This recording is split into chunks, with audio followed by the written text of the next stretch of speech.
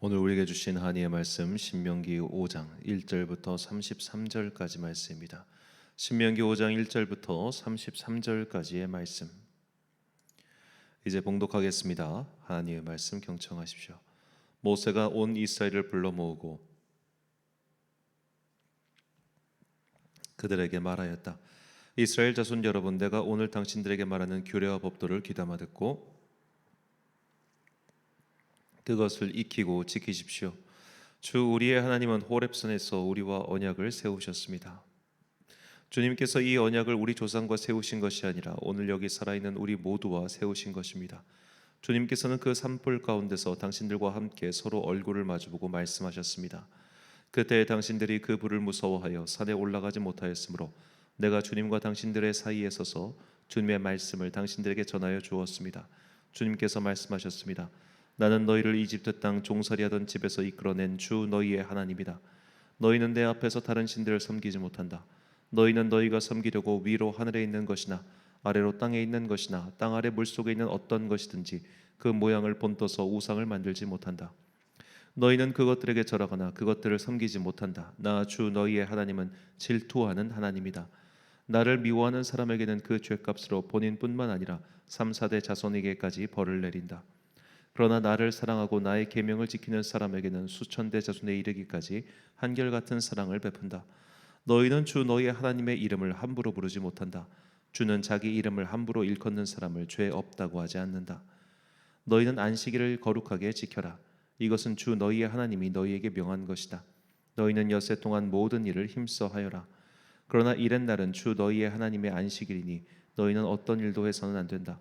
너나 너의 아들이나 딸이나 너희의 남종이나 여종뿐만 아니라 너희의 소나 나귀나 그 밖의 모든 집짐승이나 너희의 집안에 머무르는 식객이라도 일을 해서는 안 된다. 너희의 남종이나 여종도 너와 똑같이 쉬게 하여야 한다.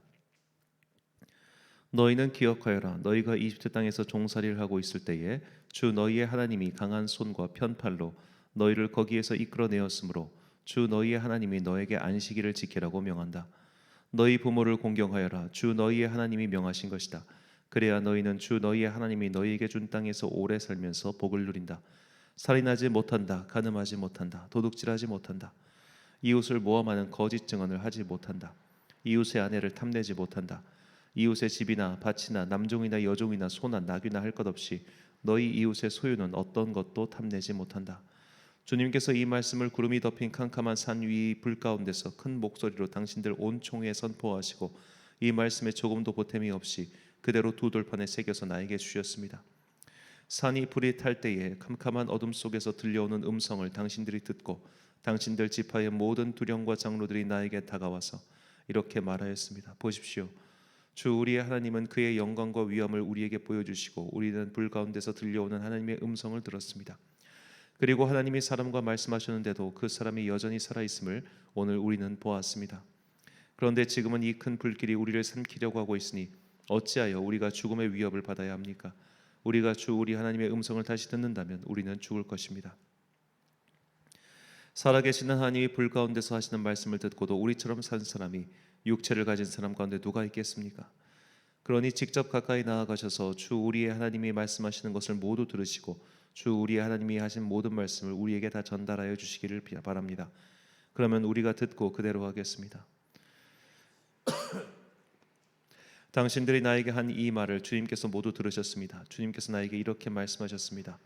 이 백성이 너에게 말하는 것을 내가 들으니 그들의 말이 모두 옳다. 그들이 언제나 이런 마음을 품고 나를 두려워하며 나의 모든 명령을 지켜서 그들만이 아니라 그 자손도 길이길이 잘 살게 되기를 바란다. 가서 그들에게 저마다 자기의 장막으로 돌아가라고 말하여라. 그러나 너만은 여기에서 나와 함께 있다가 내가 너에게 일러주는 이 모든 명령과 규례와 법도를 받아서 그들에게 가르쳐 주어라. 그들은 내가 그들에게 유산으로 주는 땅에서 그것을 그대로 실행하여야 한다. 그러므로 당신들은 주 당신들의 하나님이 당신들에게 명하신 모든 것을 성심껏 지켜야 하며 오른쪽으로나 왼쪽으로나 벗어나지 말아야 합니다. 당신들은 주 당신들의 하나님이 명하신 그 모든 길만을 따라가야 합니다. 그러면 당신들이 차지할 땅에서 풍성한 복을 얻고 오래오래 잘 살 것입니다. 아멘. 바른 믿음을 위한 개념 정리란 제목으로 하나님의 말씀 선포하겠습니다. 우리나라뿐만 아니라 뭐 세계 사람들이 다 그런 것 같아요. 유명 연예인들, 뭐 소위 셀럽이라고 하죠. 그런 사람들이 앞에 나타나면은 되게 막 박수 치고 좋아하고 또 긴장합니다. 왠지 모르게 그들 뒤에는 아우라, 어떤 광채 혹은 막 기운 이런 것이 나보다 더 강해 보이고 괜히 그 앞에 서면 또 좋으면서도 조심스럽고 위축되고 뭐 그런 게 있죠. 연예인, 권력자, 재력가 등등 이 우리가 평소에 좀 만나기 굉장히 어려운 그런 셀럽들, 세상에서 높은 곳에 선 사람들, 그런 사람을 보면 괜히 쫄립니다. 괜히 위축됩니다. 괜히 더 조심스러워집니다. 그 마음이 크면 클수록 그의 앞에서 행동 거지를 조심하게 되죠. 미모든 권력이든 재력이든 어느 정도 수준을 넘어가면 보통 사람들에게는 어떤 위압감이나 또 어떠한 힘을 느끼게 합니다.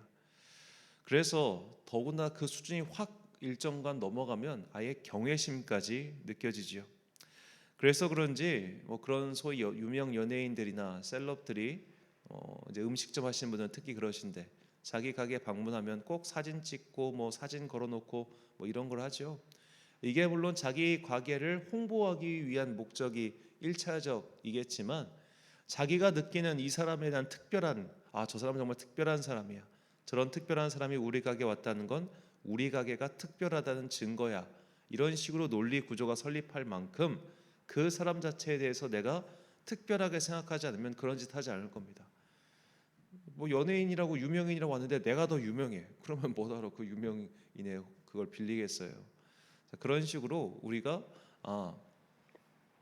누군가를 나보다 높은 존재로, 누군가를 나보다 위로, 그것이 단순히 권력의 문제 그런 게 아니라 정말 경외감을 느낄 만큼 진짜 저 사람은 대단한 사람이야. 이런 식으로 소위 내 마음속에 상하 관계가 생길 때 비로소 그 관계 속에서 은혜가 나옵니다. 은혜라는 말 자체가 이미 시혜하다, 베풀어 주다는 것을 포함하고 있습니다. 그가 나에게 베풀 수 있다면 그는 나보다 위에 있어야겠죠. 아랫사람이 나에게 베풀어 주는 게 아닙니다. 윗사람이 나에게 베풀어 주는 것, 그것이 은혜입니다. 은혜는 그래서 높은 곳에서 낮은 곳으로 물처럼 흐르게 되어 있죠. 어제 새벽에 말씀을 전하면서 저는 율법의 행위에는 반드시 은혜가 있다. 즉 은혜가 먼저고 그 다음에 율법의 행위, 곧 순종이 따라온다고 말씀드렸죠. 그런데 이 은혜에도 전제가 있습니다. 은혜를 은혜답게 내 마음속에 이것이 은혜구나라고 느끼게 만드는 장치가 바로 경외예요. 오늘 본문은 그것을 우리에게 가르쳐주고 있습니다. 본문 29절 말씀. 다만 그들이 항상 이 같은 마음을 품어 나를 경외하며 내 모든 명령을 지켜서 그들과 그 자손이 영원히 복받기를 원하노라. 아멘. 자, 오늘 본문 말씀은 은혜의 조건인 경외에 대해서 말씀하고 있습니다. 오늘 본문을 우리가 잘 보면 출애굽기 19장과 20장의 반복이라는 것을 알 수 있죠. 출애굽 1세대가 시내산에서 도착하였고 또 하나님께서 시내산에 임재하셨습니다. 그리고 하나님께서 말씀을 전하시는데 그 임재의 광경부터 시작해서 그 말씀에 들리는 모든 소리가 천둥 소리 같고 또 불이 임하고 너무너무 두려운 거예요. 아마 성경 저자도 어떻게 필설로 다할 수 없는 그런 신비하고도 놀랍고도 또 무서운 광경이었을 겁니다. 그래서 이제 이스라엘 백성들이 우리는 더 이상 시내산 근처에 못 있겠어요. 모세 혼자 가서 말씀 받고 오세요라고 모세를 보내는 장면이 나오죠. 자, 하나님께서는 그 이스라엘 민족의 요구를 들어주십니다. 왜냐하면 그들의 요구가 합당하였기 때문이죠. 자, 나에 대해서 즉 하나님께 대하여 모든 민족이 경외감, 그 두려움, 저분은 진짜 우리가 어떻게 가늠할 수 없는 신이구나. 그 한 글자, 그저 신, 그게 아니라 이게 정말 신이구나 라고 느낄 만큼 그 존재의 어마어마한 차이, 그것을 먼저 인지한 이후에 비로소 은혜가 따라오는 것이죠. 왜냐하면 그렇게 나와 이만큼. 이제 갈바르트 같은 사람은 이 존재, 그 뛰어넘을 수 없는 존재의 계곡이 있다 그렇게 표현했는데, 그런 엄청난 그 계곡, 이 엄청난 차이, 그 엄청난 차이를 넘어서 우리를 위하여 이 땅에 오신 분이 바로 하나님의 아들 예수 그리스도 아닙니까? 하나님의 아들 예수 그리스도가 그저 특별한 인간 존재였다면 우리가 그렇게까지 막 은혜를 느낄 건 없겠죠. 만약에 그와 우리가 그저 동등한 존재였다면 우리는 그에게 감사할지언정 은혜를 느끼진 않을 거예요. 은혜와 감사는 조금은 다른 감정이지 않습니까? 그 넘을 수 없는 존재의 깊은 그 골, 그 차이를 넘어서 오셨기 때문에 우리는 그분의 은혜에 감사하게 돼요. 너무 깊고 너무 넓은 그 차이, 경외감을 느낄 정도로 큰 넓은 차이에서 그거를 뛰어넘고 나에게 오신 사랑, 그것을 뛰어넘고 나에게 베풀어 주신 관심, 그것을 뛰어넘고 나에게 베풀어 주신 그 구원의 은총, 그것을 뛰어넘는다는 것, 즉 그 간격을 인식하는 게 경외라는 거예요. 그 간격을 인식하지 않으면 어느샌가 그리스도 예수의 사랑은 우리에게 되게 값싼 사랑이 되어버려요. 그저 내 기분을 맞춰주고 내 마음을 흡족해 해주는 그냥 무언가 그런 사랑 말이야. 저는 어느 순간 이런 생각을 참 많이 하게 됐습니다. 왜 한국 개신교회뿐만 아니라 심지어 이단 사이비에까지 빠지는 사람들, 문제를 일으키는 사람들이 있을까? 그저 사랑받고 싶다는 거예요. 사랑받고, 내가 원하는 방식의 사랑을 받고 싶다는 거예요. 내가 원하는 방식, 내 기분에 합당한 방식. 그러니까 요즘 애들 보면 그런 애들 참 많다고 합니다. 그냥 마음에 안 드는 일, 불편한 일 있으면 쪼르르 가서 엄마한테 얘기한대요. 그럼 엄마는 그 말 듣고 쪼르르 와가지고 또 뭔가를 얘기를 한대요. 그 아이들의 그런 말을 수용해 주는 게 엄마의 역할이라고 생각하나 봐요. 그거에 대해서 단호하게 아니다라고 이야기하거나, 그거에 대해서 단호하게 이건 이런 거야 라고 하거나, 그거에 대해서 조금 더 진중하게 알아보는 부모가 드물어 가는 것 같아요.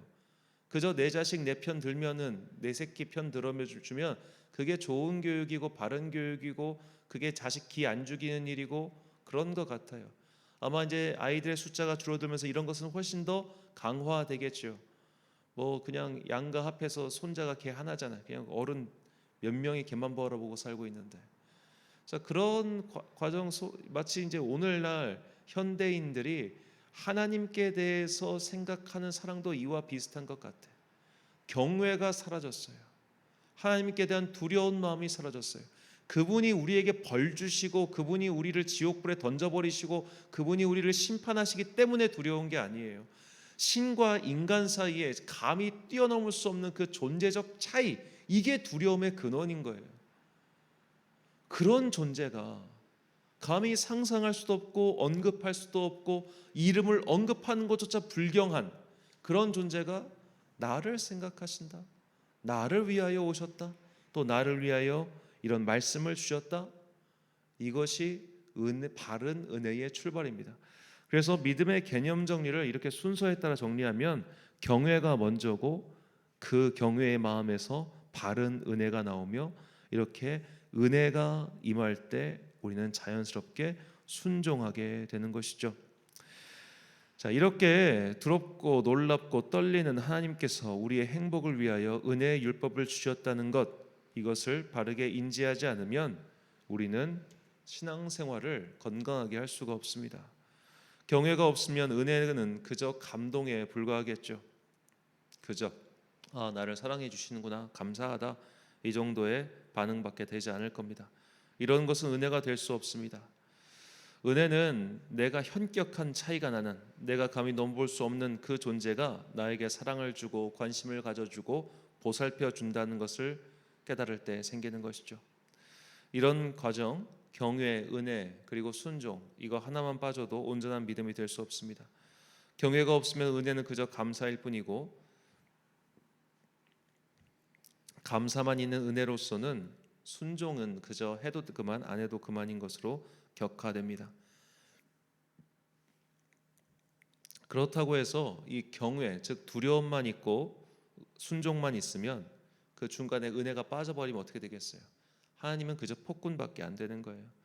마치 마르틴 루터가 아직 하나님의 은혜, 즉 말씀, 오직 믿음으로 의인은 의롭게 된다, 오직 의인은 믿음으로 말미암아 살리라. 자, 이런 것을 경험하기 전 마르틴 루터가 경험했던 하나님은 벼락을 내려 사람을 죽이시는 두려운 존재였습니다. 그래서 하나님의 율법에 순종하기에 바락바락했죠. 두려움만 있고 은혜가 없으니까 그 순종이 그의 영혼까지 갉아먹는 거예요. 경외도 있고 은혜도 있으면 또 순종은 자동적으로 따라오기 마련입니다. 그래서 성경은 이 하나님을 경외하는 것이 지식의 근본이다라고 하는 유명한 잠언의 말씀부터 시작해서 이 경외에 대한 구절이 정말로 많습니다. 제가 다 일일이 세워보지 못할 만큼 100개 이상 돼가지고 일일이 세워보지 못할 만큼 많은데, 자, 그 중에서 오늘 본문과 관련된 말씀을 제가 3개만 읽겠습니다. 시편 2편 11절과 128편 4절 그리고 잠언 19장 23절 말씀입니다. 여호와를 경외함으로 섬기고 떨며 즐거워할지어다. 여호와를 경외하는 자는 이같이 복을 얻으리로다.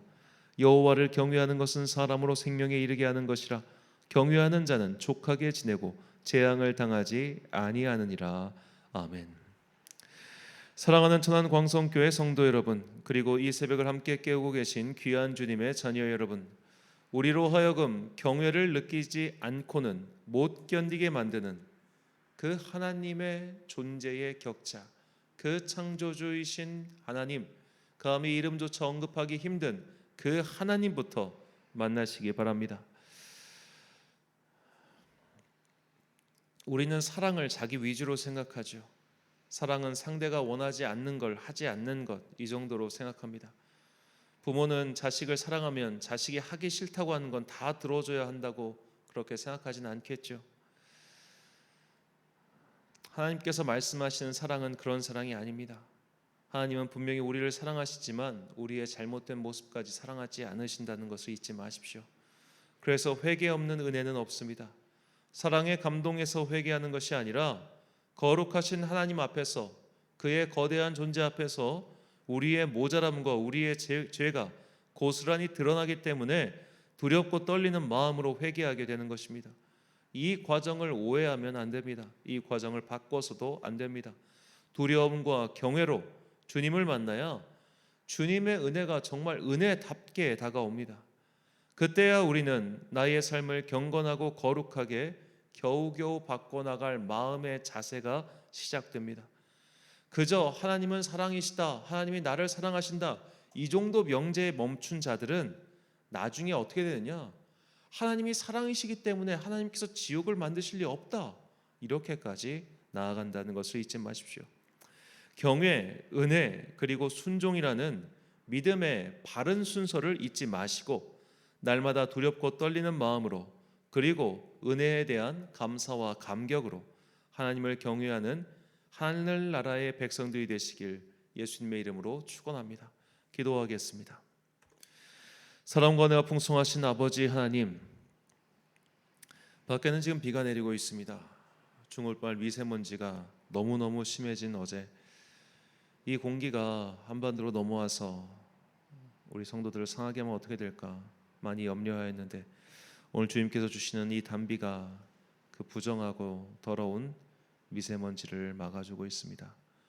이처럼 하늘에서 내려오는 은혜가 세상의 악으로부터 우리를 건져주고 있습니다. 이 놀라운 차이, 하늘과 땅, 하나님과 나, 이 놀라운 차이에서 은혜가 내려온다는 것을 잊지 않게 하여 주옵소서.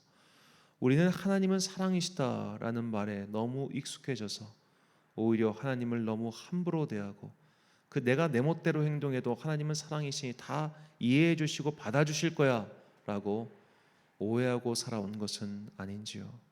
우리가 먼저 두려운 마음, 떨리는 마음, 경외의 마음을 가지고 주님을 섬기는 하나님의 종들이 되게 하여 주옵소서.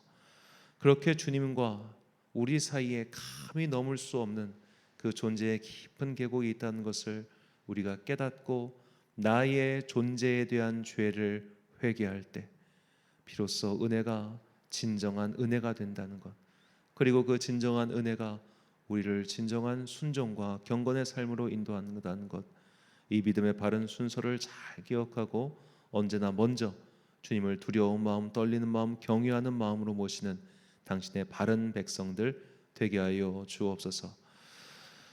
오늘도 각자의 삶의 자리에서 열심히 살아가고 있는 주의 백성들 기억하여 주시옵시고 그들이 지치지 아니하고 곤비치 아니하고 괴롭지 아니하도록 그들의 삶을 인도하여 주옵소서. 열심히 수고하고 공부하고 있는 당신의 자녀들에게 복권에 내려주시고 특별히 수험 생활하고 있는 자녀가 있사오니 주님께서 그에게 지혜와 능력 더해 주셔서 올 한 해 동안 자신이 계획한 바를 성실히 이뤄갈 수 있도록 그의 마음을 붙잡아 주옵소서. 오늘 하루도 참 좋으신 우리 주님의 은총과 평강이 모든 교우들과 함께 하시길 간절히 소망하며 이 모든 말씀 우리 구주 예수 그리스도의 이름으로 기도드립니다. 아멘. 오늘의 기도 제목입니다. 나는 정말로 하나님을 두려워하고 있습니까? 나는 저 죄인과 악인들처럼 나는 하늘도 두렵지 않다라고 마음에서 말하고 있지는 않습니까? 하나님을 경외하는 마음이 내 안에 있는지 오늘 주님 앞에서 솔직하게 기도하고 묵상해 보십시오. 오늘 주신 기도의 제목 가지고 기도와 묵상에 힘쓴 하루 되시길 바랍니다. 기도하겠습니다.